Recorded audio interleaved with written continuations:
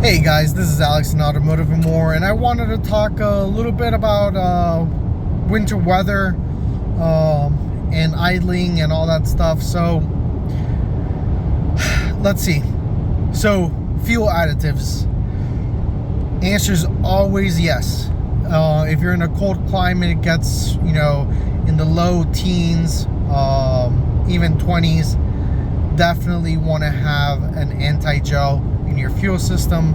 I recommend running a fuel additive all the time on these trucks. Like Hot Shots EDT is my go-to. They also have a Hot Shots EDT Winter that is the same stuff as regular EDT plus an anti-gel. But you definitely don't want your fuel to start gelling and putting you in an awkward position where your fuel filter gets clogged up and then you're stranded, either not being able to use your vehicle or on the side of the road. So if you're in a very cold climate, definitely recommend you guys doing that.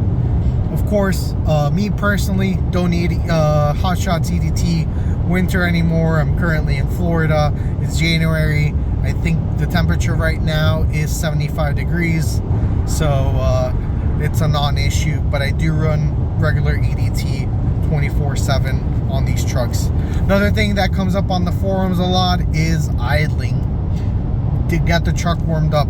Guys, it's a diesel. Diesels don't make a lot of heat, not enough heat like a regular gas vehicle does, so it's going to take forever if you expect a diesel to warm up just by idling it in a very cold climate. My advice: start the truck, bear with how cold the truck is. Remote start it for 2 minutes, get the seat heaters and steering wheel heater if you have that equipped up and running. That way by the time you get in there, at least something's warm, and then just start driving the truck gently. It's going to warm up as quick as it's going to warm up. That way idling, you're just doing a lot of damage that you may not be aware of. It sucks for the emission systems. You're plugging your DPF, making your truck way more efficient. The rings being cold, the piston rings under a cold engine condition, let me specify, with no compression, idling for an excessive amount of time, polish the cylinder walls, they remove the crosshatch over an extended period of time. That's why a lot of the big diesel trucks, I'm talking about semis that idle 24/7 while the guy sleeps inside of them, those trucks are going in there frequently for cylinder liners to get replaced. So that's how you start getting excessive blow-by on a lot of diesel trucks. If you go to a diesel buyer's guide, the first thing that they're going to tell you to do is look up for excessive blow-by, because people idle trucks a lot. Some people don't have that any choice. They may be in an oil field, they may need to work out of the truck and have it running 24/7. But if you don't have a choice, it is what it is. But if you do have a choice, minimize idling as much as possible on any vehicle, but especially on a diesel, and especially on an emissions equipped diesel. Temperatures is another thing that comes up. I see a lot on the forums for engine coolant temperature. I'll give you guys a quick little glimpse there at what the temperatures look like. So you have engine coolant temperature there at 210. You have engine oil temperature on the top right corner at 239. You have air intake temperature, that's ambient temperature, in my case 75 degrees. So the cold air intake is doing its thing, same as ambient air temperature. And then you have EGTs. And then right there, temperature wise, I can show you guys what my transmission temperature is. So let's talk about a few of those.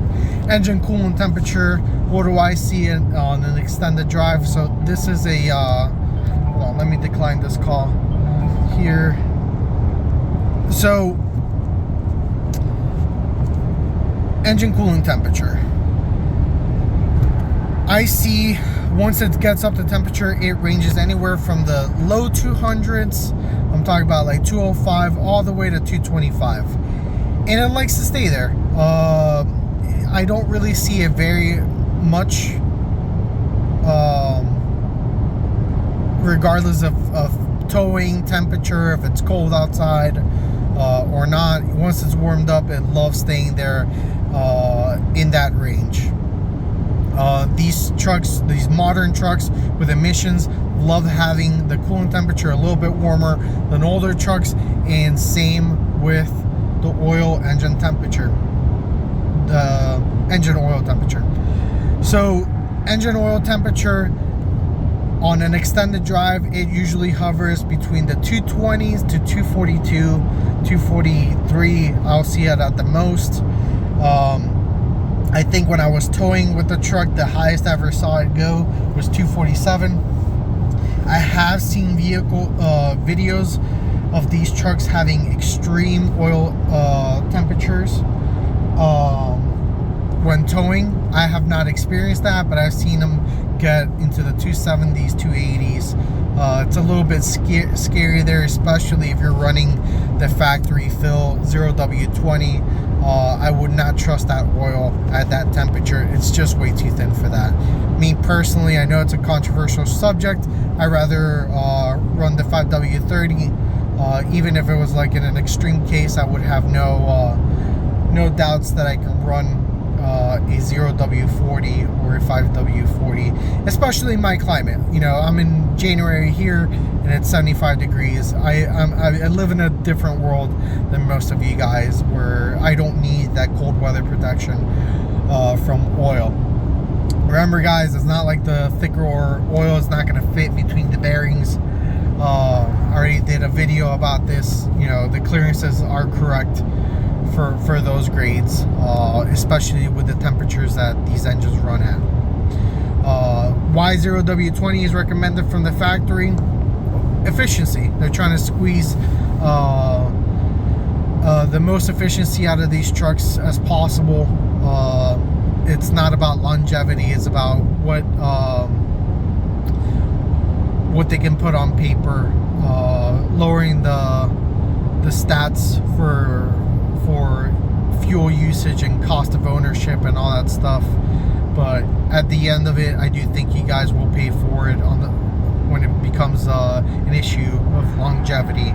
You know, if this truck is going to last 200, 300 plus thousand miles, I do think those things will matter, you know, on the wear and tear of the engine internally.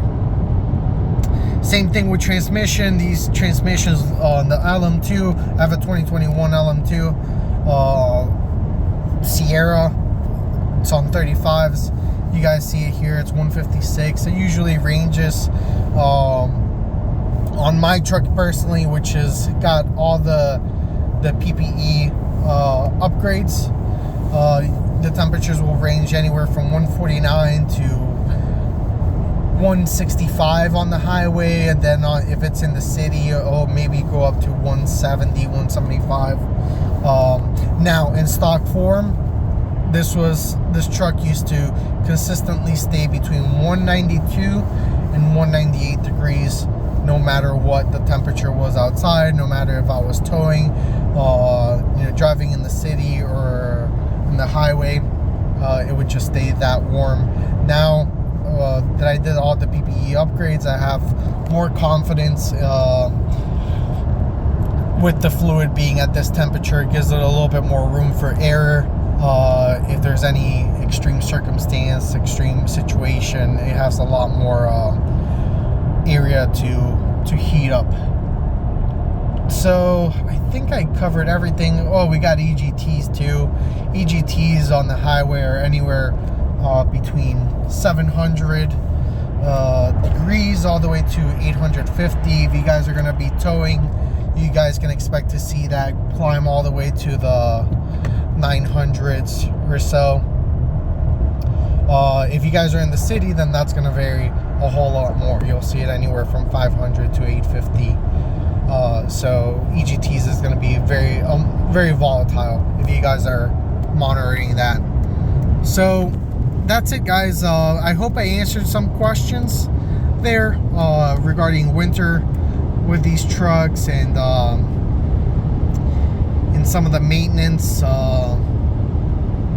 you know, like putting additives on the fuel and all that stuff. So my go-to is Hot Shots for diesel additives. Love their products, really good review. Do a lot of R&D. Not sponsored by them, I wish I was, but that should keep you guys in good working order.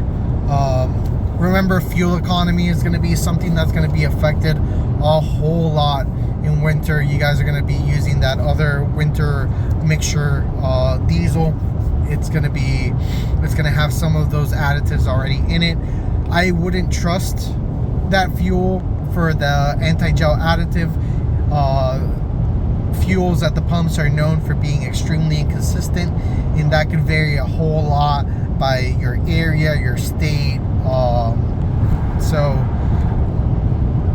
Definitely don't rely on the anti-gel from winter fuel. Your fuel economy is going to drop a whole lot from the engine being cold and less efficient. The fuel is going to be lower quality per se. Fuel filters, if you guys want a great time to do a fuel filter, is right before winter. If you guys are doing it like once a year or twice a year, right before. If you're doing it once a year, do it right before winter. That way you go through winter with a clean new fuel filter. If you guys are doing it twice a year, then do it before winter and do it right after winter. Once you guys are done getting that shitty fuel and the temperature's already warming up and not going back down, and that's going to give you good longevity for your fuel system. It's cheap insurance, guys. I would definitely not be going 30,000 miles on a fuel filter. Personally, I recommend 15,000 miles at the most. Speaking of that, I'm almost there myself, so I'll be doing a fuel filter here soon. Maybe I'll make even a video for it. Look at this jackass. There's always one jackass on the road cutting someone off. But that's it, guys. If you guys have any questions, anything else that you want me to cover, let me know. Thank you for joining me on my trip coming here into South Florida, and now the traffic is starting, so I'll catch you guys on the next one. Bye-bye.